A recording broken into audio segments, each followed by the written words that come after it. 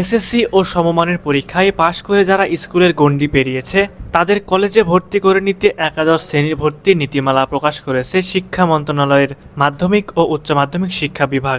কলেজে ভর্তির জন্য আবেদন করা যাবে আগামী 30শে জুলাই থেকে। ভর্তি প্রক্রিয়া চলবে আগামী 7 সেপ্টেম্বর থেকে 14 সেপ্টেম্বর পর্যন্ত, আর ক্লাস শুরু হবে 15 সেপ্টেম্বর। বরাবরের মতো এবারও শিক্ষার্থীদের ফলাফলের ভিত্তিতে অনলাইনে ভর্তির আবেদন করতে হবে। এবারও 3 ধাপে ভর্তি কার্যক্রম সম্পন্ন হবে। বৃহস্পতিবার প্রকাশিত একাদশে ভর্তির নীতিমালায় জানানো হয়, আগামী 30শে জুলাই থেকে 11ই আগস্ট পর্যন্ত প্রথম পর্যায়ের আবেদন করতে পারবেন শিক্ষার্থীরা। 12ই আগস্ট প্রথম পর্যায়ের আবেদন যাচাই, বাছাই ও নিষ্পত্তি করা হবে। 13 ও 14 আগস্ট পুনর্নিরীক্ষণের ফল পরিবর্তিত শিক্ষার্থীদের আবেদন গ্রহণ করা হবে। 15ই আগস্ট পছন্দ ক্রম পরিবর্তনের সুযোগ আবেদন ভর্তির ছুড়া। এরপর 20 আগস্ট রাত 8টায় প্রথম পর্যায়ে নির্ধারিত শিক্ষার্থীদের ফল প্রকাশ করা হবে।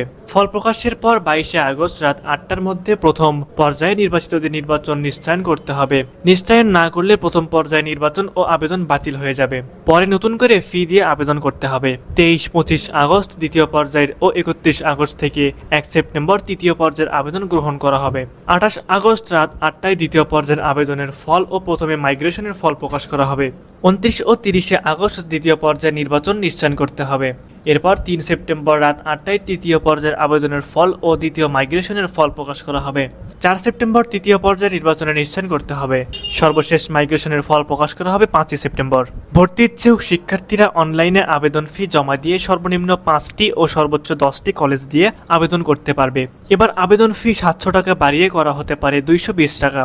একজন শিক্ষার্থী যত কলেজে আবেদন করবে তার মধ্য থেকে শিক্ষার্থীর মেধা, কোটা ও পছন্দক্রমের ভিত্তিতে ভর্তির জন্য একটি প্রতিষ্ঠানে তার অবস্থান নির্ধারণ করা হবে।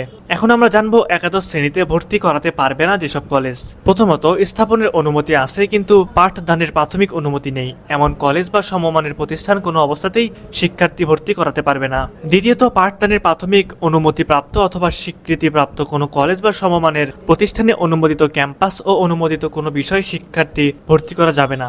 সুপ্রিয় দর্শক, আপনার পছন্দের কলেজ কোনটি এবং আপনি কোন কলেজ থেকে উচ্চ মাধ্যমিক করতে চান অবশ্যই তা আমাদের কমেন্ট করে জানাবেন। এবং এমনই তথ্যবহুল ভিডিও পেতে অবশ্যই দা বগুড়া ইউটিউব চ্যানেলটি সাবস্ক্রাইব করবেন, পাশাপাশি আমাদের দা বগুড়া ফেসবুক পেজটি ফলো করে রাখবেন।